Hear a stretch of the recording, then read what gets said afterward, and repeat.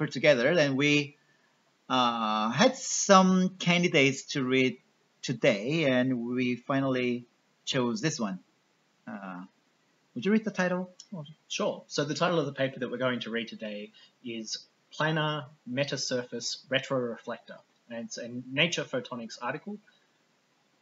Yes, it was published in 19 June, right? And yeah, maybe we need to zoom in a little bit to see it better. Yeah, all right.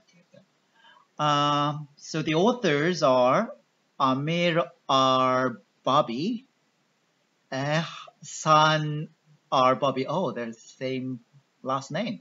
Yeah. And you, Horie, Seyede Masa Kamali, and Andre Faraon. Do you guess where are they?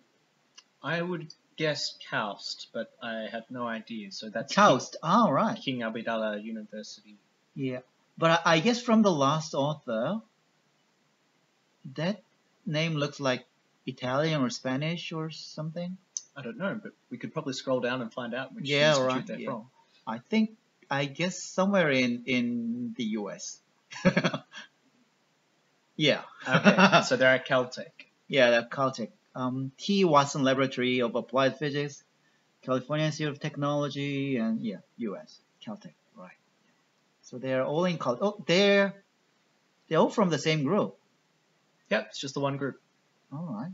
So it's the Faraon group at Caltech. Yeah. Have you heard this name before? Or? No, I'm not familiar with it, but I don't generally work in retroreflectors. In fact, today is the first time I've even heard of the concept, so I'm quite interested to read this article. Right. All right. So let's go for the first paragraph. Would you like me to read the abstract out? Sure. Yeah. Please. Sure. So metasurfaces are two-dimensional arrangements of sub-wavelength scatterers that control the propagation of optical waves. Here we show that cascaded metasurfaces, each performing a predefined mathematical transformation, provide a new optical design framework that enables new functionalities not yet demonstrated with single metasurfaces. Specifically, we demonstrate that retroreflection can be achieved with two vertically stacked planar metasurfaces, the first performing a spatial Fourier transform and its inverse, and the second imparting a spatially varying momentum to the Fourier transform of the incident light. Using this concept, we fabricate and test a planar monolithic near-infrared retroreflector composed of two layers of silicon nanoposts, which reflects light along its incident direction with a normal incidence efficiency of 78% and a large half-power field of view of 60 degrees.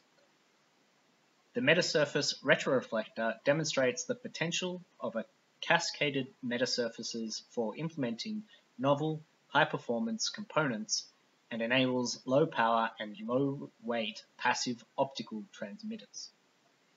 All right, thank you for the beautiful reading. So what's the keyword? Well, definitely the metasurface. That's a keyword. And retroreflector. Yeah, I think retroreflector is quite important. And I found there's a cascaded. That's the one important word. And what else? Mathematical transformations. All right. Yeah.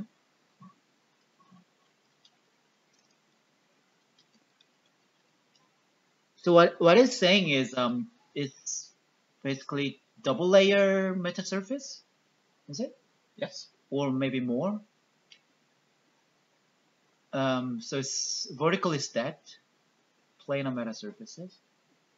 Or maybe more. Oh, two vertically stacked. So yeah, 2 layers.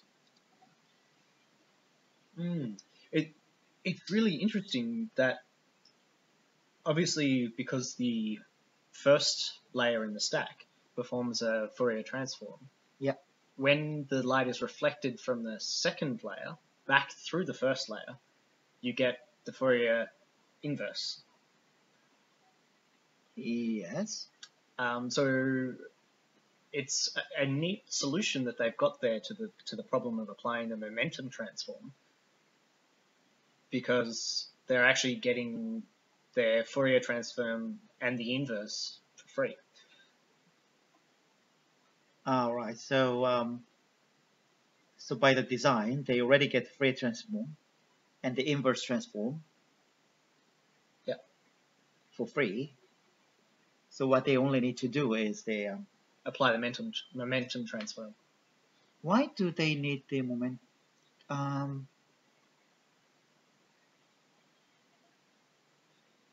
Why do they need to transform the momentum? Because otherwise it will just reflect to the direction and direction. All right, yeah. It's a normal mirror, right? Conventional mirror. I am actually not sure why they need the Fourier transform in order to apply the momentum transform, but hopefully we'll find out in the paper.